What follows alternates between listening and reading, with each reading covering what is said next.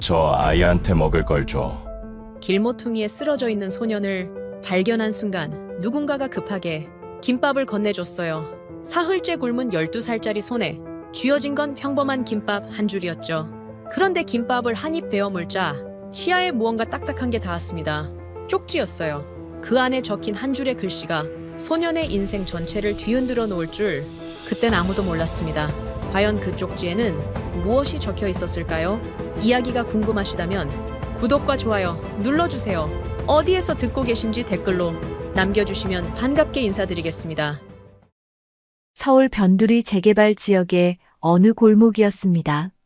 한겨울 칼바람이 뼈를 파고드는 새벽 5시였죠.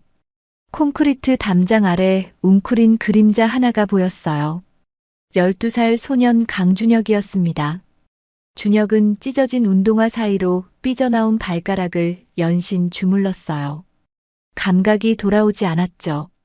손가락 끝이 시퍼렇게 질려 있었습니다. 사흘째 아무것도 먹지 못한 상태였어요. 위장이 쪼그라들어 더 이상 배고프다는 신호조차 보내지 않았죠. 그냥 온몸에 힘이 없었습니다. 눈을 감으면 이대로 편해지겠다는 생각이 스멀스멀 기어올랐어요. 일주일 전까지만 해도 준혁에게는 엄마가 있었습니다. 단칸방이었지만 따뜻한 집이 있었죠. 엄마 손정아 씨는 여러 식당을 돌며 설거지와 허드렛 일을 하며 두 모자의 생계를 이어갔어요. 아버지는 준혁이 3살 때 집을 나갔습니다. 엄마는 단 한 번도 아버지 얘기를 꺼내지 않았어요. 그 이름을 입에 담는 것조차 싫어하는 눈치였습니다. 준혁도 묻지 않았죠. 아버지가 없어도 엄마만 있으면 괜찮았으니까요. 엄마는 혼자서 악착같이 버텼어요. 새벽 4시에 일어나 식당으로 출근하고 밤 11시가 되어서야 돌아왔습니다.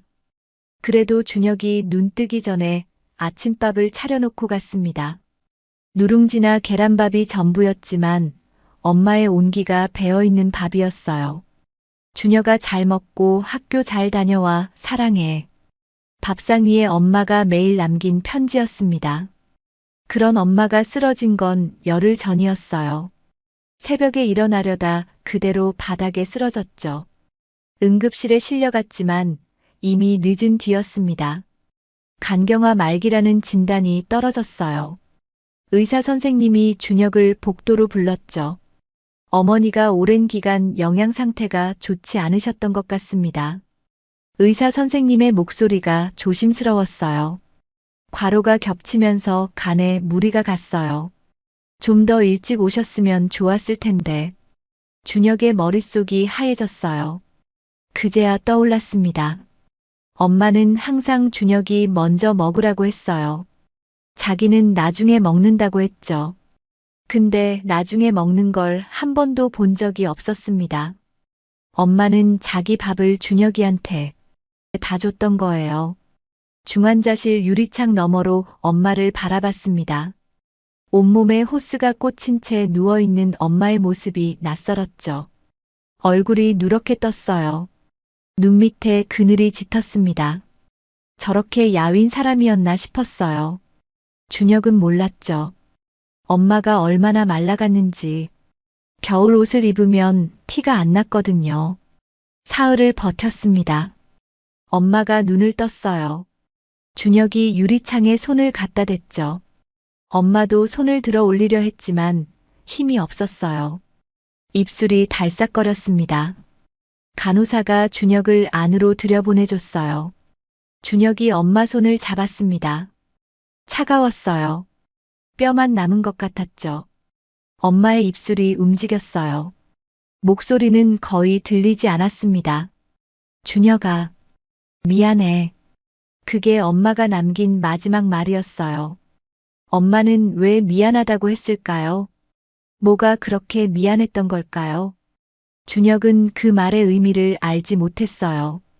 장례는 구청에서 지원하는 무연고자 장례 절차로 치러졌습니다. 아무도 오지 않았어요. 친척이라곤 외삼촌 한 명이 있었지만 연락이 닿지 않았죠.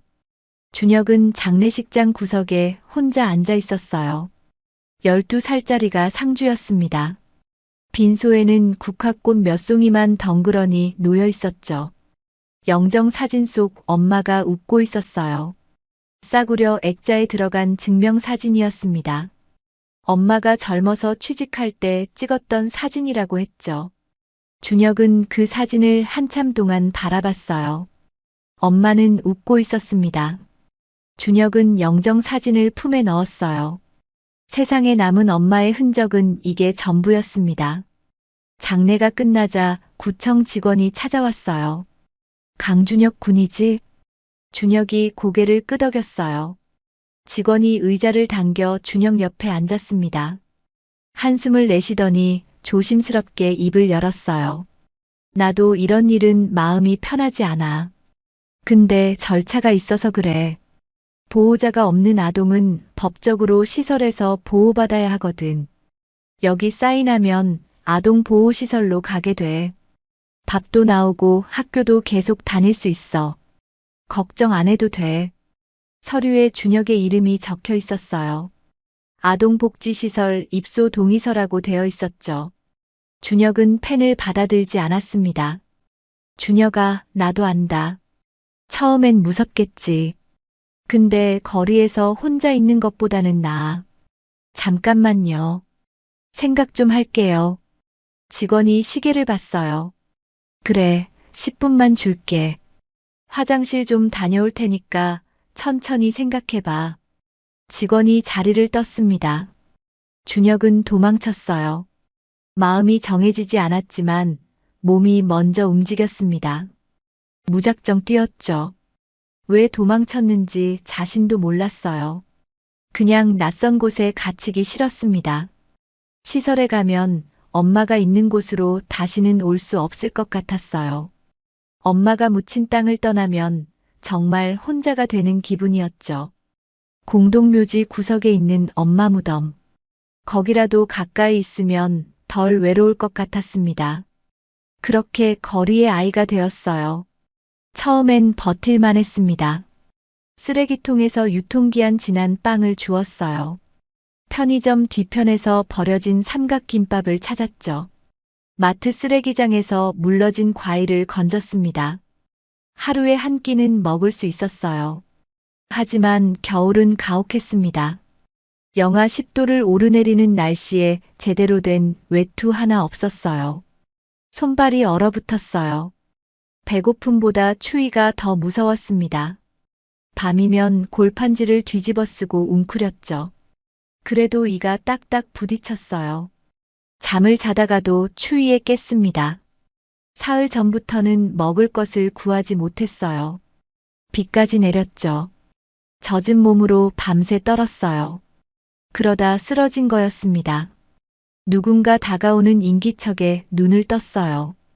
흐릿한 시야에 검은 구두가 보였습니다. 고급스러운 가죽 구두였죠. 광이 번쩍번쩍 났어요. 올려다보니 중년 남자가 서 있었습니다. 50대쯤 되어 보였죠. 코트를 걸친 모습이었어요. 그 남자 옆에는 또 다른 남자가 있었습니다. 정장 차림이었죠. 덩치가 컸어요. 비서나 수행원으로 보였습니다. 코트 차림의 남자가 고개를 숙여 준혁을 내려다봤어요. 눈빛이 복잡했습니다. 뭔가를 확인하려는 것 같으면서도 미세하게 흔들리는 눈이었죠. 준혁의 얼굴을 한참 동안 들여다봤어요. 입술이 달싹거렸지만 말은 하지 않았습니다. 손을 뻗다가 멈추기도 했죠. 망설이는 것 같았어요. 그러다 고개를 돌려 주위를 살폈습니다. 골목 입구 쪽을 경계하는 눈치였어요. 수행원도 긴장한 표정으로 뒤를 돌아봤죠. 코트 남자가 낮은 목소리로 수행원에게 뭔가 속삭였어요. 수행원이 고개를 끄덕이더니 차 안에서 비닐봉지 하나를 꺼내왔죠. 안에 김밥 한 줄이 들어있었어요. 수행원이 김밥을 준혁 앞에 조심스럽게 놓았어요. 코트 남자는 다시 한번 골목 입구를 살폈습니다. 그리고 아무 말 없이 돌아섰어요. 걸음이 급했습니다. 검은 세단에 올라타기 직전 창문 쪽으로 고개를 돌려 준혁을 한 번 더 봤죠. 그 눈빛에 뭔가가 담겨 있었어요. 안타까움인지, 미안함인지, 아니면 다른 무언가인지. 차가 미끄러지듯 사라졌습니다. 준혁은 멍하니 그 모습을 바라봤어요. 왜 저렇게 급했을까요? 마치 누군가에게 들키면 안 되는 것처럼 행동했습니다. 준혁은 떨리는 손으로 비닐봉지를 집었어요. 사흘 만에 맞는 음식 냄새였죠. 침이 꼴깍 넘어갔어요. 김밥을 한 입 베어 물었습니다. 밥알이 입안에서 부서졌어요. 눈물이 나올 것 같았죠. 그런데 두 번째 김밥을 씹자마자 이상한 느낌이 들었습니다. 치아에 무언가 딱딱한 게 닿았어요. 밥알이 아니었습니다. 뱉어냈죠. 작은 캡슐이었어요. 투명한 방수 캡슐 안에 종이가 접혀 들어 있었습니다. 젖어도 글씨가 번지지 않게 캡슐에 넣은 것 같았어요. 준혁의 눈이 커졌습니다. 심장이 쿵쿵 뛰었죠. 떨리는 손으로 캡슐을 열었어요. 종이를 꺼내 펼쳤습니다. 프린트된 글씨가 적혀 있었어요. 내 아버지가 찾고 있다. 이 주소로 와라. 서울시 강남구 대현로 127. 혼자 오기 어려우면 가까운 파출소에 이 쪽지를 보여줘라. 그리고 대현그룹 비서실로 전화해 달라고 말해라. 준혁의 손에서 종이가 파르르 떨렸습니다. 아버지가 찾고 있다고요? 9년 전에 사라진 그 아버지가, 엄마가 평생 원망했던 그 사람이. 준혁의 머릿속이 복잡해졌어요. 이게 무슨 장난일까요? 아니면 사기일까요? 하지만 왜 하필 자기한테요? 대현그룹 비서실. 이 단어가 이상했습니다. 대현그룹이라면 뉴스에서 본 적 있는 대기업이었어요. 그런 곳이 왜 자기랑 관련이 있는 걸까요? 하지만 준혁은 일어섰습니다. 비틀거리는 다리를 억지로 끌었죠. 걸었어요. 살아야 한다. 살아야 해. 엄마가 자기 밥을 다 줘가면서 키운 목숨이었습니다. 여기서 죽으면 엄마한테 너무 미안했어요. 버스 정류장에 강남 방향 버스가 서 있었습니다. 준혁은 멍하니 그 버스를 바라봤어요. 주머니에 손을 넣어봤지만 동전 한 입 없었죠. 뒤에서 누군가 준혁의 어깨를 툭 쳤어요. 돌아보니 할머니 한 분이 서 계셨습니다. 할머니가 준혁의 얼굴을 보더니 눈살을 찌푸렸어요. 그러다 한숨을 내쉬었습니다. 밥도 못 먹은 것 같은데 어디 가려고 그러니? 준혁은 대답하지 못했어요. 목이 막혀서 말이 안 나왔죠. 할머니가 장바구니에서 교통카드를 꺼냈습니다. 이거 가져가. 할머니 건데요. 괜찮아. 나는 경로 무임이야. 쓸 데가 없어서 그냥 들고 다니는 거야. 할머니가 준혁 손에 카드를 쥐어줬어요. 잔액 얼마 없을 거야. 어디 가는지 모르겠지만 밥은 꼭 챙겨 먹어. 할머니가 돌아섰습니다. 눈시울이 뜨거워졌죠. 세상에 아직 따뜻한 사람이 있었어요. 버스에 올라타 카드를 찍었어요. 버스 안에서 창밖을 바라봤어요. 낯선 풍경이 스쳐 지나갔습니다. 높은 빌딩들이 보이기 시작했어요. 강남이었습니다. 대현로 정류장에서 내렸어요. 127번지를 찾아 걸었습니다. 준혁은 근처에 있던 건물 경비 아저씨에게 물었어요. 대현로 127번지가 어디예요? 경비 아저씨가 말없이 위를 올려다봤습니다. 준혁도 따라서 올려다봤어요. 입이 떡 벌어졌습니다. 건물이었어요. 그냥 건물이 아니었죠. 50층짜리 마천루였습니다. 유리 외벽이 석양빛을 받아 황금색으로 빛나고 있었어요. 건물 꼭대기에 거대한 글씨가 새겨져 있었습니다. 대현그룹 127번지가 저 건물이야. 경비 아저씨가 말했어요. 저기가 대현그룹 본사거든. 준혁은 그 자리에 얼어붙었습니다. 대현그룹이라면 대한민국에서 10손가락 안에 드는 재벌이었어요. 뉴스에서 본 적 있었죠. 회장 이름이 뭐였더라? 강태주. 준혁의 성이 강씨였어요. 우연의 일치일까요? 준혁은 쪽지를 다시 꺼내봤어요. 분명히 적혀 있었죠. 내 아버지가 찾고 있다. 설마 그런 말도 안 되는 일이요? 거짓골을 한 자기가 재벌 회장의 아들이라고요?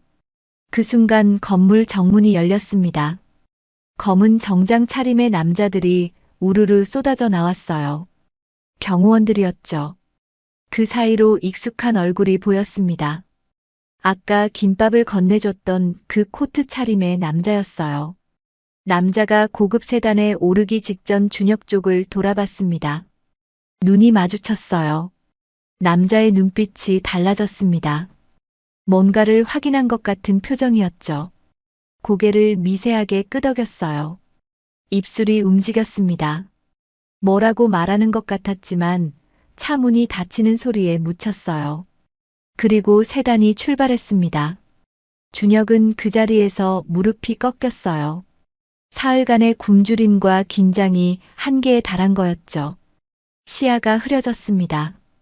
바닥이 빙글빙글 돌았어요. 50층 건물이 기울어지는 것 같았습니다. 준혁은 그대로 쓰러졌어요. 차가운 보도블록이 뺨에 닿았습니다. 마지막으로 본 건 하늘이었어요. 건물 꼭대기에 대연그룹 글씨가 점점 흐려지다가 어둠 속으로 사라졌습니다.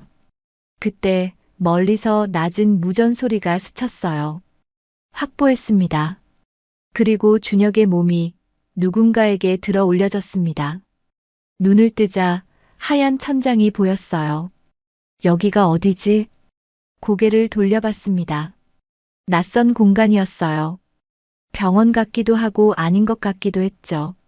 침대가 있었고 링거가 꽂혀 있었습니다.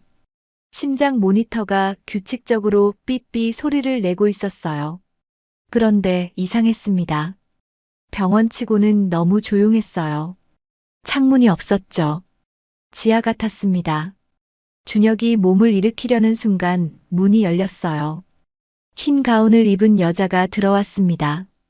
의사인 것 같았죠. 깨어났구나. 여자가 준혁에게 다가왔어요. 손목을 잡고 맥박을 쟀습니다. 여기가 어디예요? 준혁이 물었어요.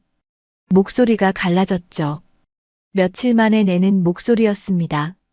안전한 곳이야. 걱정 마. 여자의 대답은 짧았어요. 질문에 대한 답이 아니었죠. 괜찮다고 말하면서도 의사의 시선은 문 쪽을 힐끗거렸어요. 누군가를 기다리는 것 같았습니다. 준혁의 불안감이 커졌어요. 그때 문이 다시 열렸습니다. 익숙한 얼굴이 들어왔어요. 코트 차림의 남자였습니다. 아까 김밥을 건네줬던 그 사람이었죠. 아니, 아까가 아니었어요. 준혁은 자기가 얼마나 잠들어 있었는지 몰랐습니다. 남자가 들어서자 의사의 자세가 달라졌어요. 상사 앞에 선 부하 직원 같았습니다. 남자가 침대 옆에 섰어요. 준혁을 내려다봤습니다. 정신이 드냐? 목소리가 낮았어요. 위압감이 있었죠. 하지만 눈빛은 차갑지 않았습니다. 뭔가를 확인하려는 것 같았어요. 아저씨가 왜 여기 있어요? 준혁이 물었습니다. 김밥 준 사람이잖아요. 쪽지도 아저씨가 넣은 거예요? 남자의 눈썹이 미세하게 움직였어요. 대답하지 않았습니다. 대신 의사에게 고개를 돌렸죠. 상태는? 탈수와 저체온이 심했습니다. 사흘은 굶은 것 같아요. 링거 맞으면 괜찮아질 겁니다. 의사가 보고했어요. 마치 상사에게 보고하듯이요. 준혁은 그제야 알았습니다. 이 남자가 여기서 제일 높은 사람이라는 걸요. 남자가 의사에게 손짓했어요. 의사가 밖으로 나갔습니다. 문이 닫히고 둘만 남았어요. 남자가 의자를 끌어다 침대 옆에 앉았습니다. 준혁과 눈높이를 맞췄죠. 몇 가지 물어볼 게 있다. 남자가 말했어요. 솔직하게 대답해라. 거짓말하면 안다. 준혁은 침을 삼켰습니다. 심장이 쿵쿵 뛰었어요. 내 이름이 뭐냐?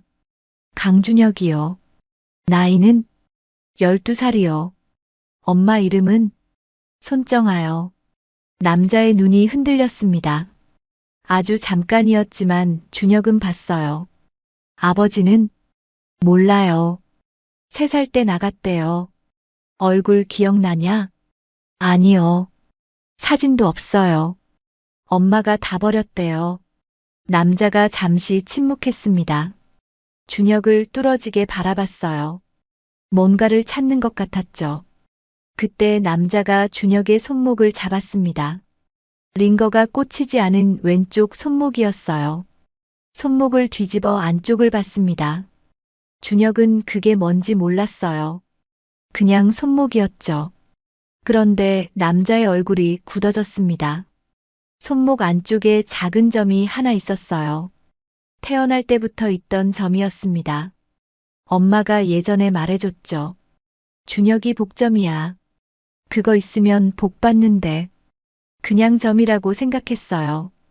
그런데 남자의 반응이 이상했습니다. 이 점. 남자의 목소리가 낮아졌어요. 어디서 본 적 있는. 남자가 잠시 멈췄습니다. 손목을 들여다보던 눈빛이 복잡해졌어요.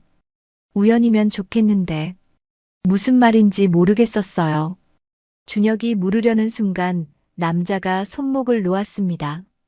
벌떡 일어섰어요. 창백한 얼굴이었습니다. 남자가 주머니에서 휴대폰을 꺼내 누군가에게 전화를 걸었습니다. 접니다. 확인이 필요합니다. 낮은 목소리였어요.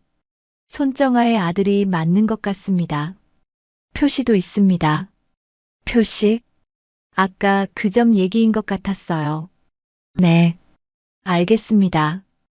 회장님께는 제가. 회장님. 준혁의 귀가 쫑긋했습니다. 대현그룹 회장. 강태주. 그 사람 얘기인 걸까요? 큰도련님 라인에서 움직임이 있습니다. CCTV 확인하고 있는 것 같습니다. 남자의 목소리가 더 낮아졌어요. 긴장한 것 같았습니다. 네. 외부 병원은 위험합니다. 본사 의무실이 가장 안전합니다. 여긴 제 라인이니까요. 전화가 끊겼어요. 준혁은 머릿속이 복잡해졌습니다.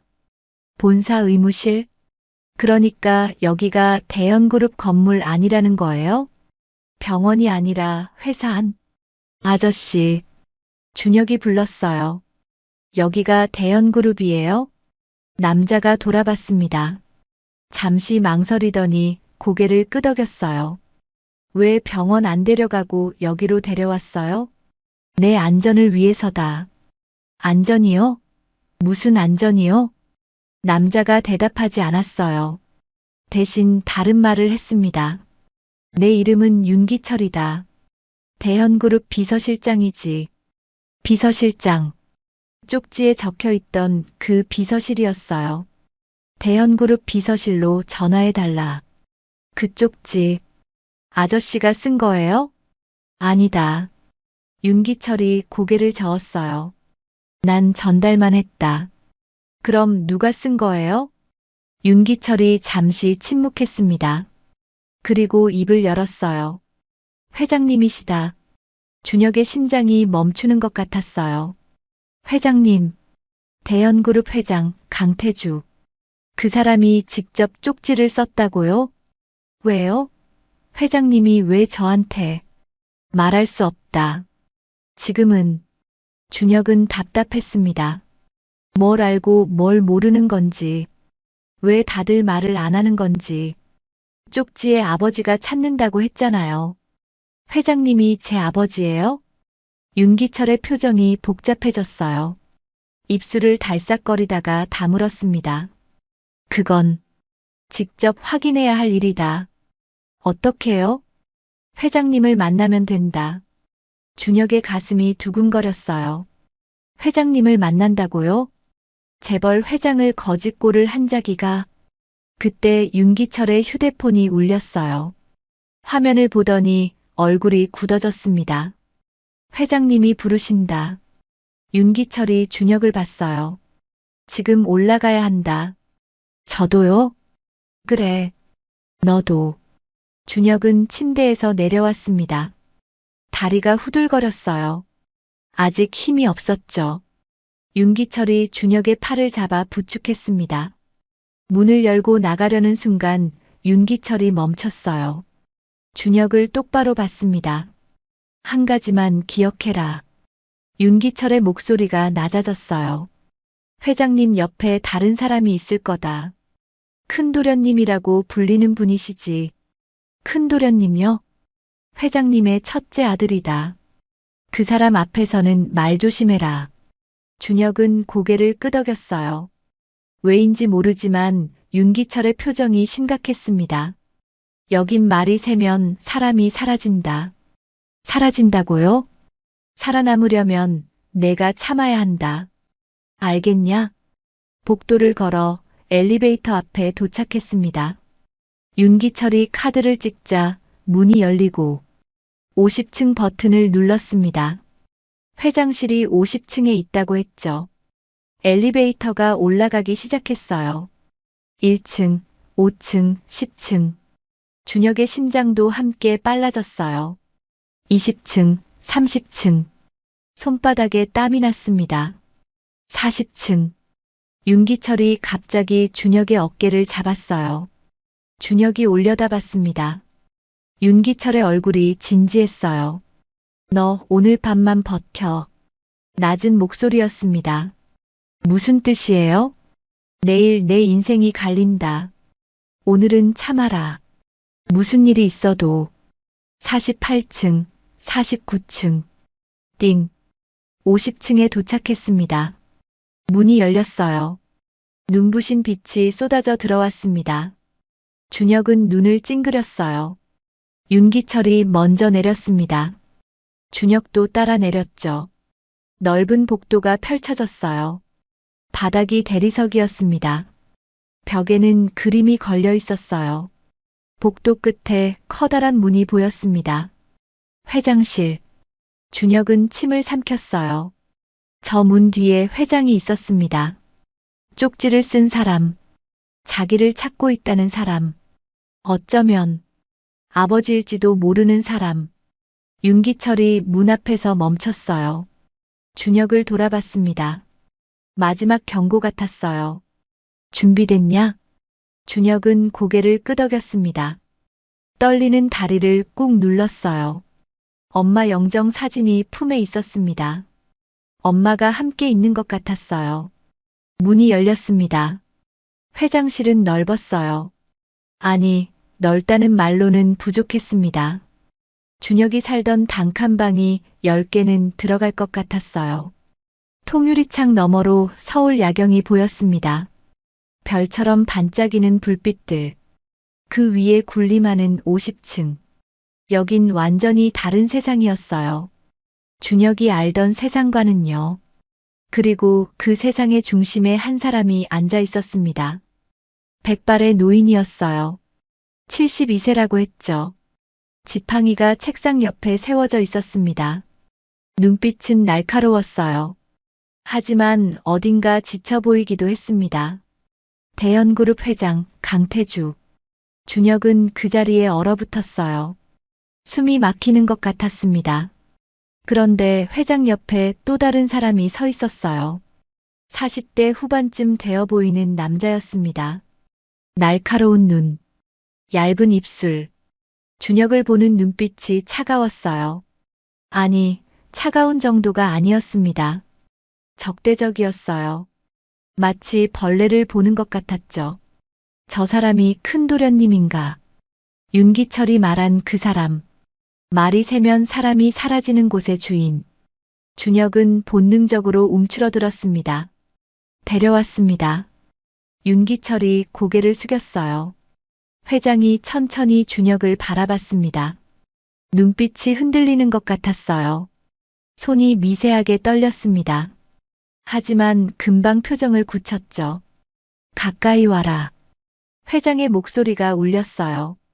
낮지만 힘이 있었습니다. 준혁은 떨리는 다리로 앞으로 걸어갔어요. 한 걸음, 두 걸음, 회장 앞에 섰습니다. 회장이 준혁의 얼굴을 들여다봤어요. 오래, 아주 오래 들여다봤습니다. 마치 무언가를 찾는 것처럼요. 눈가가 붉어지는 것 같았어요. 입술이 파르르 떨렸습니다. 뭔가 말하려는 것 같았죠.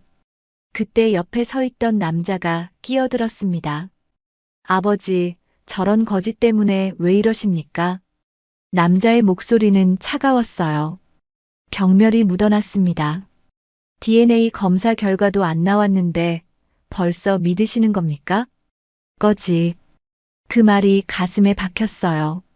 틀린 말은 아니었습니다. 준혁은 지금 때 묻은 옷에 찢어진 운동화를 신고 있었어요. 사흘을 굶다가 쓰러진 거지였죠. 하지만 그렇게 대놓고 들으니까 수치스러웠습니다. 회장이 남자를 봤어요. 현우야. 네, 아버지. 현우. 강현우. 저 사람이 큰 도련님이었어요. 회장의 첫째 아들. 회장이 다시 준혁을 봤습니다.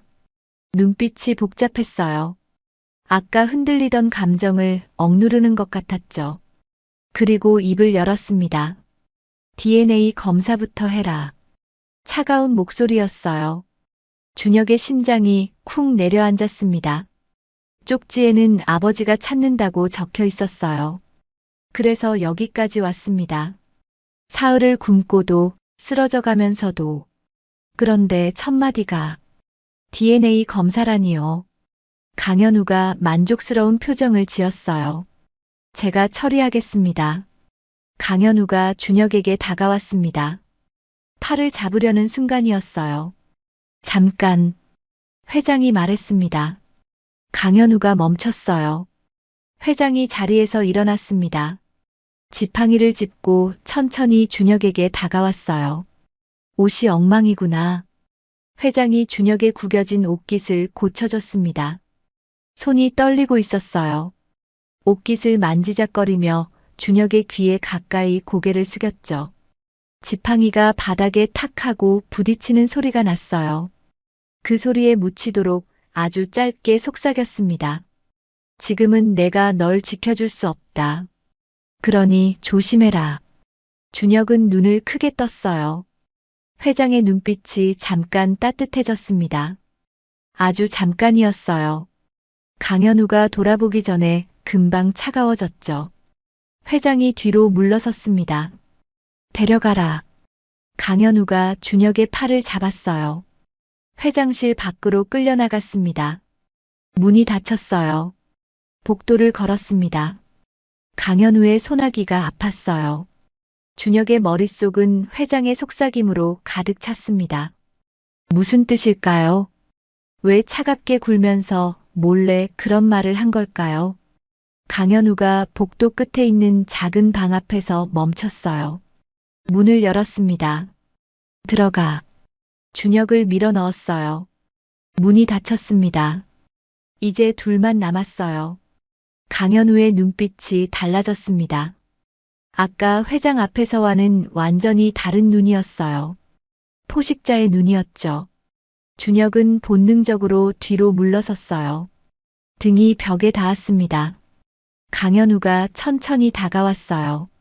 테이블 위엔 서류 한 장이 놓여 있었습니다. 입가에 차가운 미소가 번졌어요. 자, 이제 진짜 얘기를 해볼까? 강현우가 문을 잠갔습니다. 딸깍. 그 소리가 유난히 크게 들렸어요. 밖에서 누군가 지나가는 발소리조차 들리지 않았습니다. 여긴 도움을 청해도 닿지 않는 곳 같았어요. 준혁은 등이 벽에 닿은 채로 움직이지 못했습니다. 강현우가 테이블 앞에 섰어요. 아까 봤던 서류를 손으로 톡톡 두드렸습니다. 앉아. 명령이었어요. 준혁은 천천히 의자에 앉았습니다. 다리가 후들거렸어요. 강현우가 맞은편에 앉았습니다. 팔짱을 끼고 준혁을 내려다봤어요. 너 뭔데 여기까지 기어 올라왔어? 목소리가 낮았습니다. 아까 회장실에서와는 완전히 다른 톤이었어요. 거기선 아버지 앞에서 점잖은 척했죠. 지금은 가면을 벗은 얼굴이었습니다. 쪽지에 아버지가 찾는다고 해서 준혁이 대답했어요. 목소리가 떨렸습니다. 아버지, 강현우가 비웃었어요. 우리 아버지가 내 아버지라고? 웃기지 마. 저도 몰라요. 그냥 쪽지에 그렇게 적혀 있었어요. 쪽지. 그 쪽지가 뭔데 넌 그걸 믿고 여기까지 왔어? 강현우가 몸을 앞으로 숙였습니다. 테이블 위로 상체가 넘어왔어요. 얼굴이 가까워졌습니다. 준혁은 숨을 멈췄어요. 넌 그냥 거지야. 알아? 강현우의 눈이 차가웠습니다. 내가 제일 잘 알지. 내 몸에서 냄새가 나잖아. 거지. 또 그 말이었어요. 아까 회장실에서도 들었죠. 틀린 말이 아니었습니다. 하지만 그렇게 대놓고 들으니까 가슴이 찢어지는 것 같았어요. 강현우가 테이블 위에 서류를 밀었습니다. 이거 봐. 복잡한 글씨가 빼곡하게 적혀 있었어요. 법률 용어 같았습니다. 한자도 섞여 있었죠. 무슨 내용인지 알 수 없었어요. 이게 뭔데요? 내가 알 필요 없어. 그냥 여기 서명만 해. 강현우가 펜을 꺼냈습니다. 준혁 앞에 툭 던졌어요. 뭔지도 모르는데 어떻게 서명해요? 준혁이 고개를 들었습니다. 강현우의 눈을 똑바로 봤어요. 떨리는 목소리였지만 물러서지 않았습니다. 강현우의 눈이 가늘어졌어요. 똑똑하네. 비아냥거리는 말투였습니다. 좋아, 설명해 줄게. 강현우가 의자 등받이에 기대 앉았어요. 여유로운 자세였습니다. 이건 포기각서야. 포기각서요? 대형그룹과 관련된 모든 권리를 포기한다는 거야. 강현우가 손가락으로 서류를 가리켰습니다. 상속권, 친족관계 주장권, 뭐 그런 것들. 준혁은 이해가 안 됐어요. 상속권이요? 자기가 왜 상속권을 가져요? 여기 서명하면. 강현우가 말을 이었습니다. 넌 조용히 사라지는 거고. 손가락 5개를 펼쳐 보였어요. 나는 너한테 5억을 줄게. 5억. 준혁의 눈이 커졌어요. 5억이라고요? 평생 본 적도 없는 돈이었습니다. 엄마가 10년을 일해도 못 모을 돈이었어요. 아니, 20년을 일해도요. 5억이면 평생 먹고 살 수 있어. 강현우가 말했습니다. 좋은 집에서 살 수 있고 배고플 일도 없고. 맞는 말이었어요. 5억이 있으면 더 이상 굶지 않아도 됐습니다. 준혁의 손이 떨렸어요. 펜이 눈에 들어왔습니다. 그걸 집으면 끝이었어요. 서명 한 번이면 됐습니다. 하지만 뭔가 이상했어요. 왜 이렇게 급하게 보내려는 걸까요? 진짜든 가짜든 상관없다면서. DNA 검사 결과도 안 나왔다면서. 왜 5억씩이나 주려는 거죠? 왜요? 준혁이 물었어요. 왜 저한테 5억을 줘요? DNA 검사도 안 했잖아요. 강현우의 눈빛이 순간 흔들렸습니다. 아주 잠깐이었어요. 금방 원래대로 돌아왔죠. 귀찮으니까. 강현우가 말했습니다. DNA 검사하고 결과 기다리고 언론에 새어나가고 그런 거 다 귀찮아. 그럼 가짜로 밝혀지면 그냥 쫓아내면 되잖아요. 그런데 왜 돈으로 막으려 하죠? 결과가 나오면 당신이 위험해지니까요. 강현우가 대답하지 않았어요. 준혁은 알았습니다. 저 사람은 DNA 검사가 두려운 거예요. 결과가 나오면 안 되는 거죠. 빨리 서명해. 강현우의 목소리가 날카로워졌어요. 시간 없어. 준혁은 펜을 바라봤습니다. 서명하면 5억을 받아요. 안 하면 어떻게 되는 걸까요? 안 하면요? 준혁이 물었어요. 안 하면 어떻게 되는데요? 강현우가 일어섰습니다. 테이블을 돌아 준혁 옆에 섰어요. 위에서 내려다봤습니다. 그림자가 준혁을 덮었어요. 안 하면? 강현우가 허리를 숙였습니다. 준혁의 귀에 대고 속삭였어요. 그냥 내 엄마처럼. 기록에서 조용히 사라지면 돼. 존재한 적 없는 사람처럼. 엄마처럼. 준혁의 심장이 멈추는 것 같았어요. 엄마요? 목소리가 떨렸습니다. 엄마가 어쨌는데요? 강현우의 입꼬리가 올라갔어요. 말실수가 아니었습니다. 일부러 한 말이었어요. 아, 몰랐어? 강현우가 일어섰습니다. 준혁을 내려다봤어요. 내 엄마도 예전에 여기 있었어. 뭐라고요? 손정아. 12년 전까지 우리 회사 비서실에서 일했지. 준혁의 머릿속이 하얘졌어요. 엄마가 대연그룹에서 일했다고요? 그런 얘기 한 번도 못 들었는데요. 엄마는 평생 식당에서 설거지만 했어요. 그때도 이렇게 처리했어. 강현우가 말을 이었습니다. 돈 주고 조용히 보냈지. 거짓말하지 마세요. 준혁이 소리쳤어요. 엄마는 돈 때문에 움직이는 사람 아니에요. 믿든 말든 내 자유야. 강현우가 어깨를 으쓱했습니다. 중요한 건 내 엄마는 사라졌고 준혁을 똑바로 봤어요. 너도 사라져야 한다는 거야. 서류를 다시 밀었습니다. 서명해. 펜을 가리켰어요.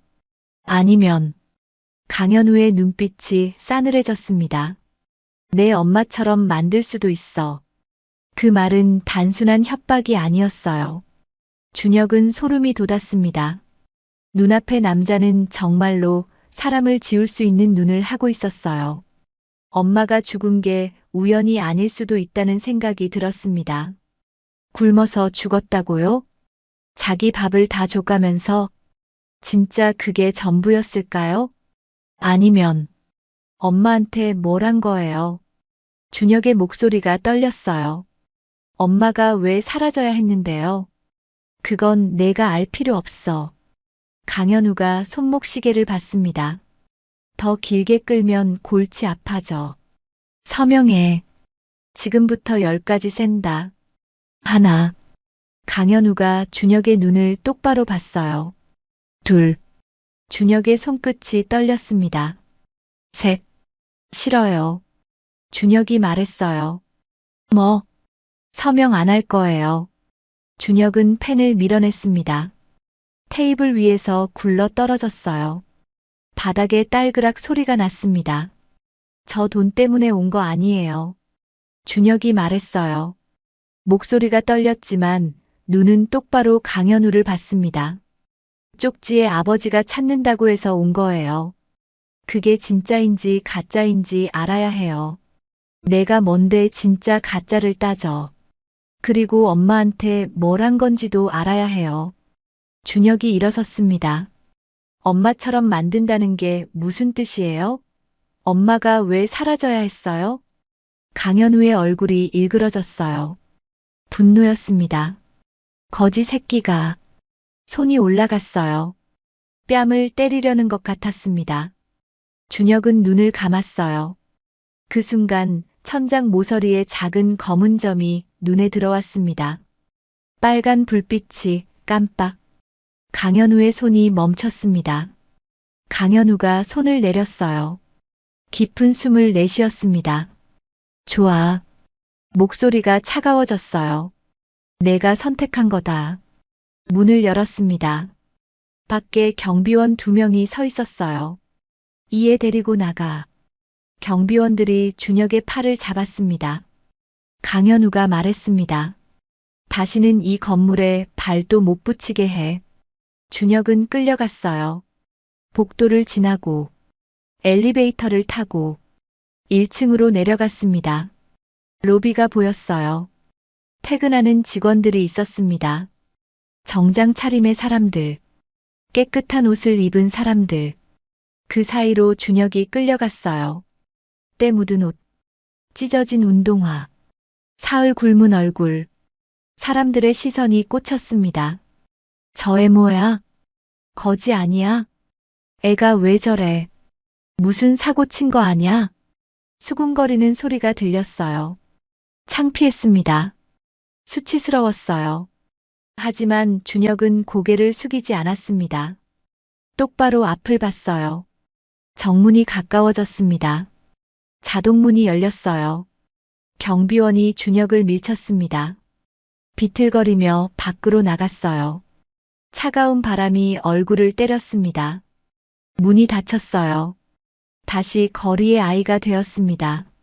준혁은 닫힌 문을 바라봤어요. 유리 너머로 로비가 보였습니다.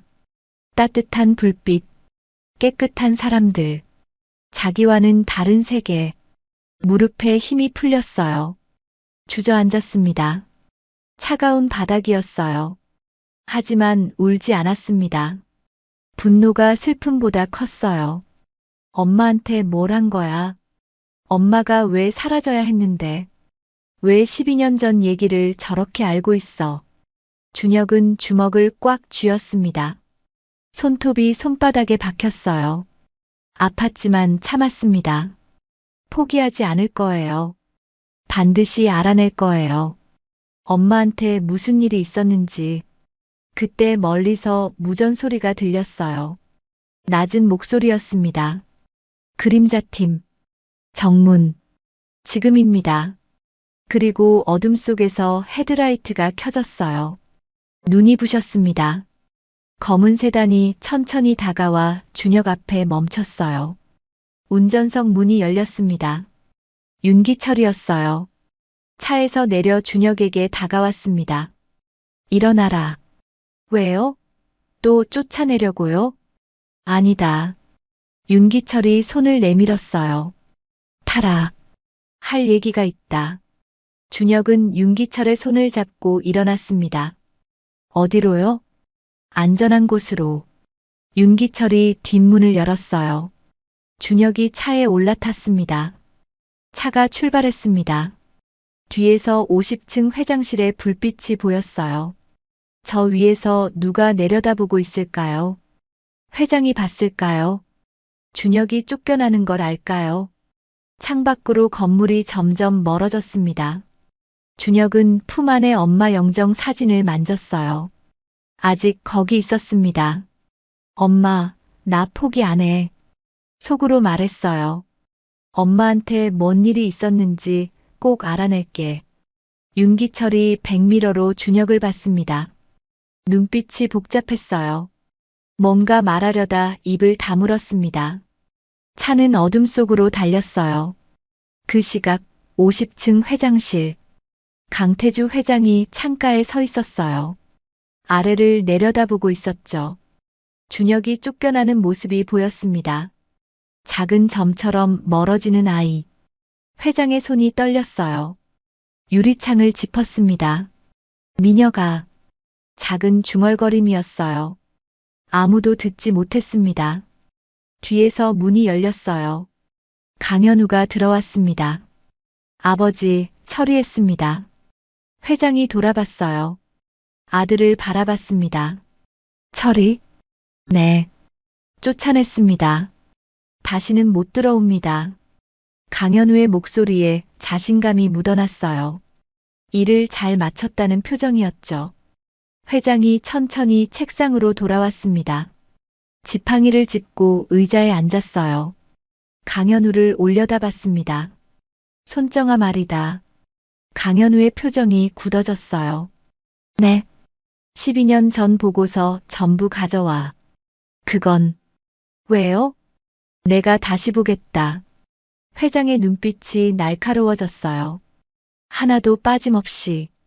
내일 아침까지. 강현우의 얼굴이 창백해졌습니다.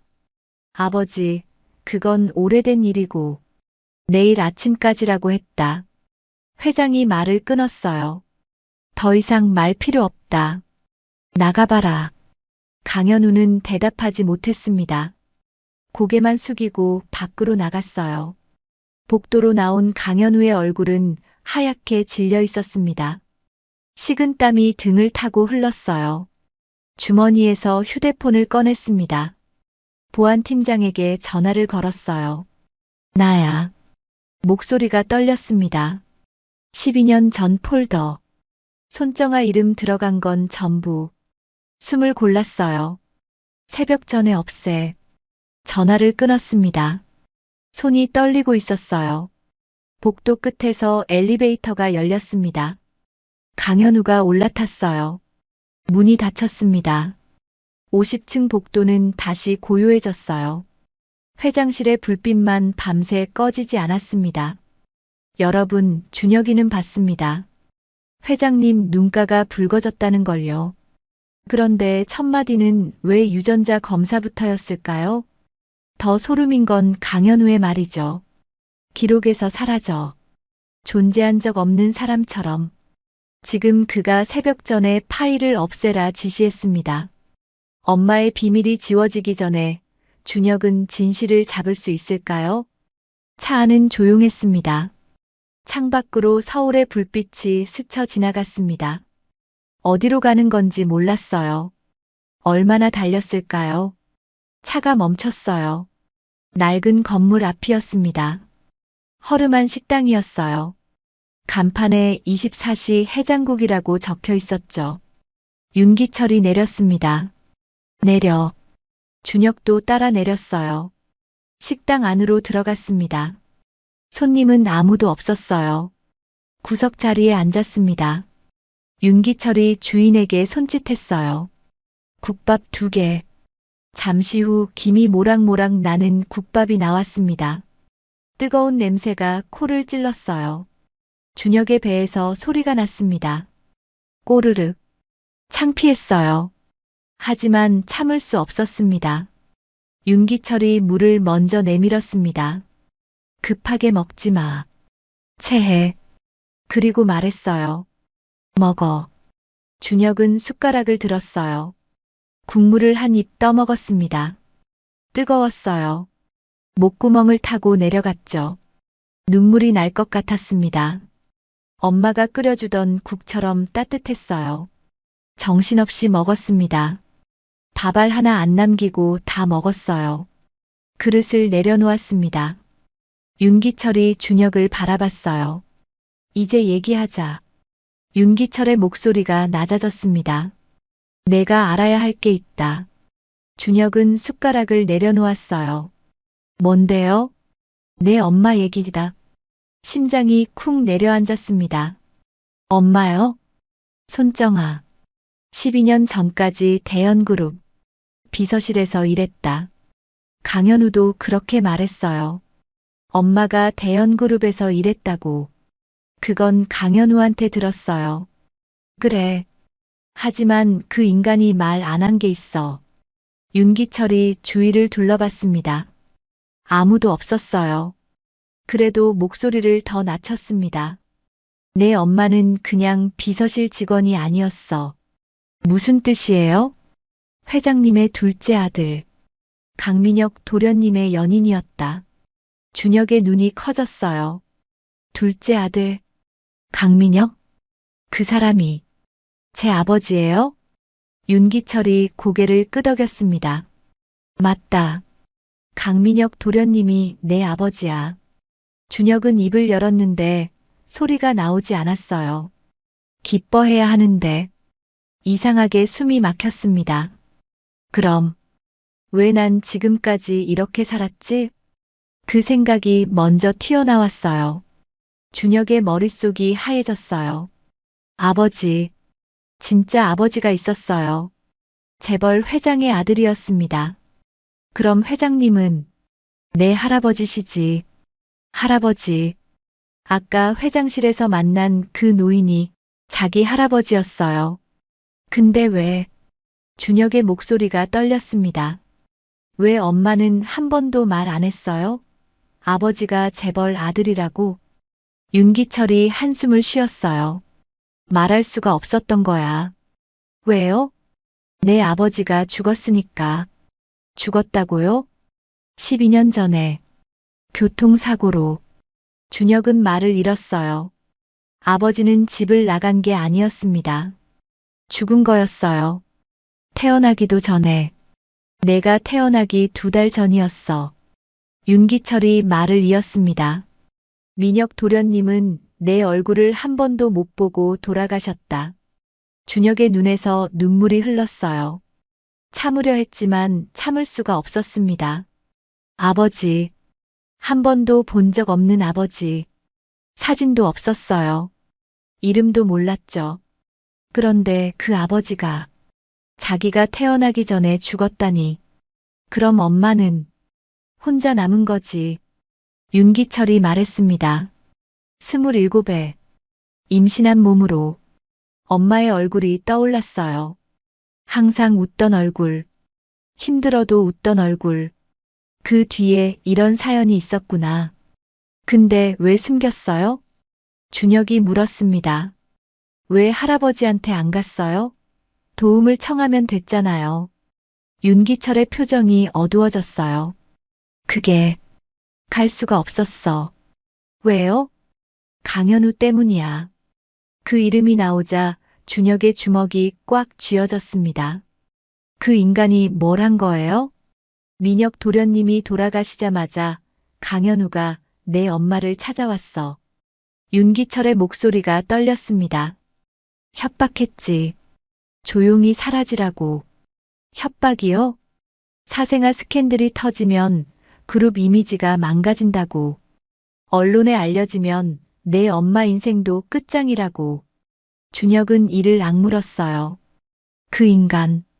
아까 자기한테 한 것처럼 엄마한테도 똑같이 했구나. 그것만이 아니야. 윤기철이 말을 이었습니다. 강현우가 돈을 줬어. 5천만 원. 엄마가 받았어요? 받을 수밖에 없었지. 협박당하는 상황에서 임신한 몸으로 혼자서. 준혁은 눈을 감았어요. 엄마. 사랑하는 사람을 잃고 아이를 가진 채로 혼자서 그 상황을 버텨야 했구나. 그리고 강현우가 더 끔찍한 짓을 했어. 윤기철의 목소리가 더 낮아졌습니다. 회장님께 거짓 보고를 한 거야. 거짓 보고요? 내 엄마가 해외에서 사고로 죽었다고. 죽었다는 말이 귓속에서 메아리처럼 울렸어요. 엄마 얼굴이 하얗게 떠올랐죠. 숟가락을 쥔 손이 덜덜 떨렸습니다. 엄마가 미안하다고 한 이유가 목구멍에서 올라오듯 걸렸어요. 준혁의 눈이 커졌어요. 죽었다고요? 엄마가? 그래. 강현우가 위조한 거야. 사망 확인서까지. 그럼 할아버지는 12년 동안 내 엄마가 죽은 줄 알았어. 너도 죽은 줄 알았고. 준혁은 믿을 수가 없었어요. 할아버지는 자기를 찾고 있었다고 했잖아요. 쪽지에 그렇게 적혀 있었어요. 그럼 쪽지는 뭐예요? 아버지가 찾고 있다고. 3년 전에 새로운 정보가 들어왔어. 윤기철이 말했습니다. 내 엄마가 살아있다는 정보. 아이도 있다는 정보.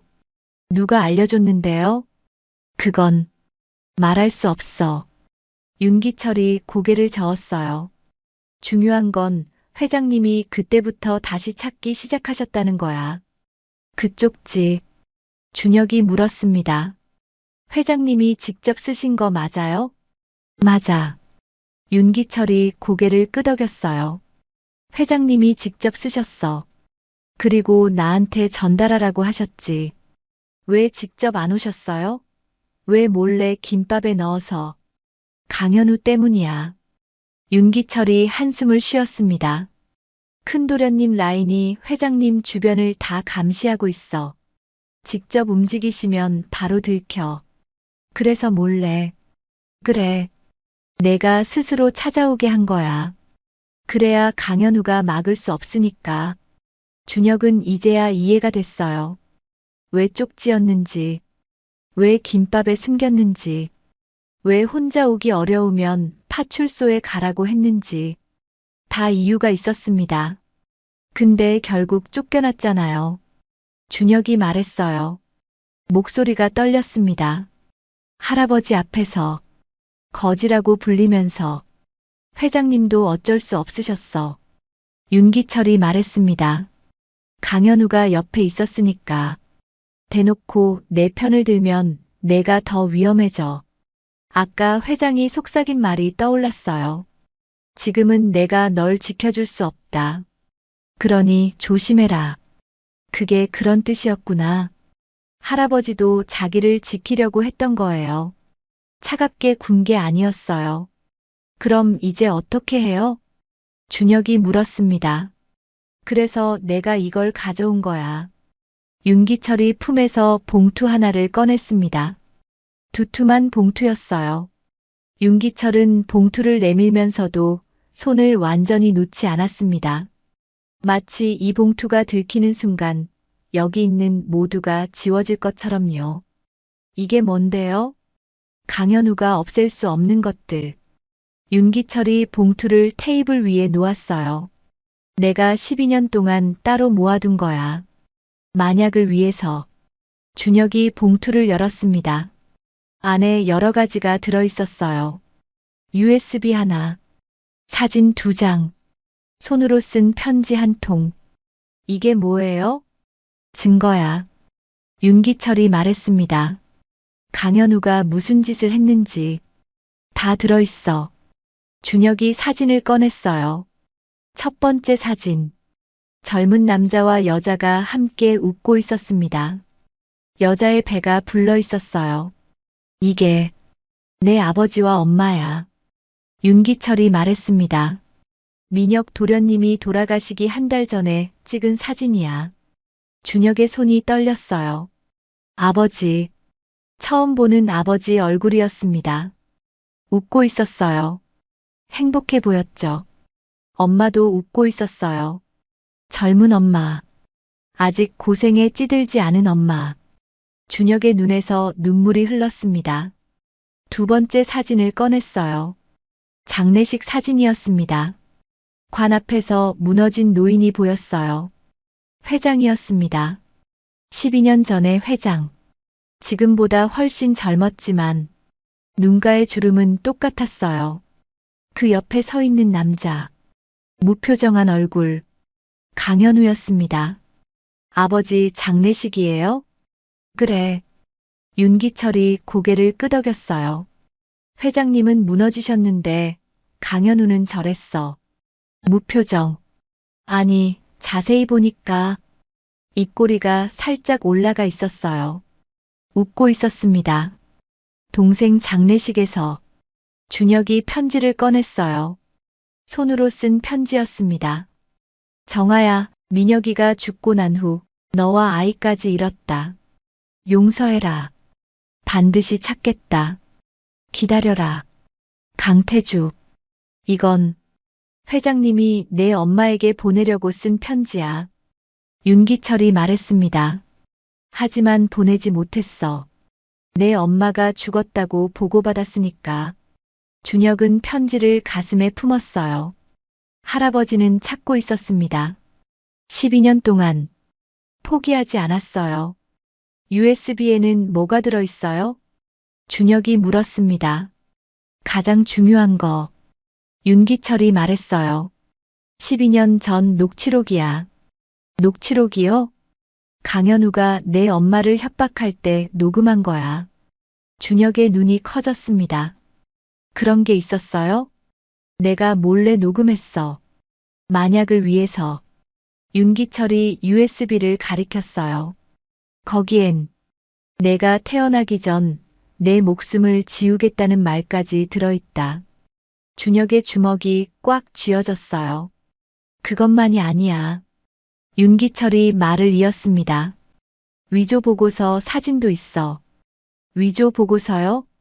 내 엄마가 사망했다고 회장님께 올린 보고서. 거기 강현우 결제 서명이 있어. 준혁은 이해했어요. 증거가 2개였습니다. 하나는 협박 녹취, 하나는 위조 서명. 이 2개면 강현우를 무너뜨릴 수 있었어요. 왜 진작 회장님께 안 드렸어요? 준혁이 물었습니다. 윤기철이 고개를 저었어요. 회장님 주변은 이미 강현우 라인이 다 장악하고 있었어. 내가 단독으로 움직였다간 그 증거는 바로 사라졌을 거야. 나도 같이. 잠시 침묵이 흘렀습니다. 증거만으론 부족했어. 손자가 살아있다는 사실이 같이 터져야 했어. 그래야 회장님이 무너지지 않고 버틸 수 있으니까. 그 순간 식당 문이 열렸어요. 누군가 들어왔습니다. 30대 후반쯤 되어 보이는 여자였어요. 눈가가 부어 있었습니다. 밤새 울었던 사람처럼요. 윤기철이 자리에서 일어났어요. 오셨습니까? 고개를 숙였습니다. 여자가 준혁을 바라봤어요. 눈빛이 흔들렸습니다. 정말 민혁 오빠 닮았네. 준혁은 얼어붙었어요. 민혁 오빠?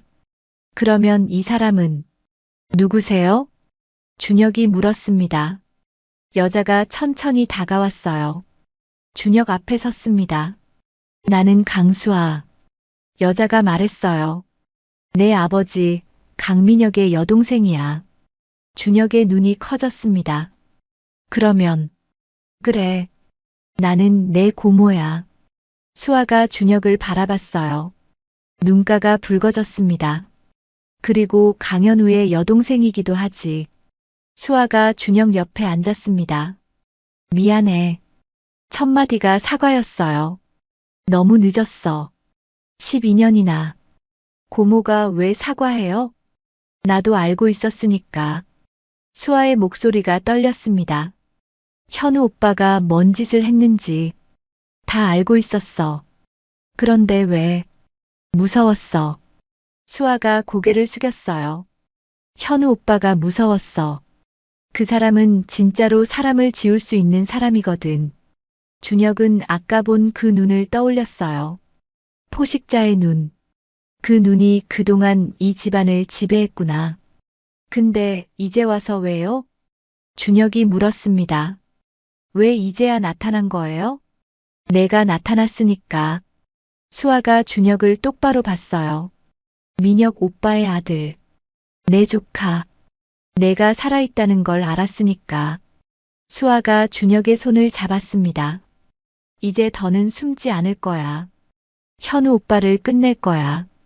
손이 따뜻했어요. 처음 느끼는 가족의 온기였습니다. 엄마 말고는. 어떻게요?